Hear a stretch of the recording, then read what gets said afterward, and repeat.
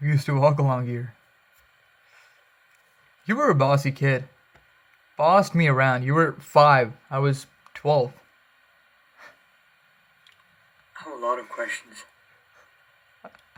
Well, how about we catch her on 15 years in one afternoon? Is can I ask, where's our, is our mother here? Nah. And our father? Are they? Nah. I figured. Yeah, why? I know they didn't look after us. They looked after us. Look, I don't know what you've been told, but I was 12. I remember it. We were poor. Maybe, but they looked after us. But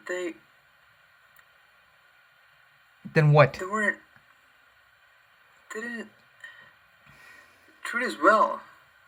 They didn't want us. No, that's bullshit. Not surprising, but bullshit.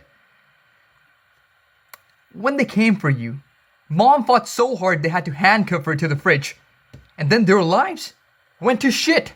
Dad ended up in jail. He got into it with them and it just... He's still in there now. Mom was so messed up she walked out one day and didn't come back. She was gone. But, why did they take us? And then if...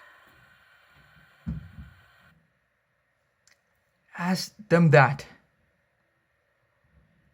Come on. Come meet some family, okay?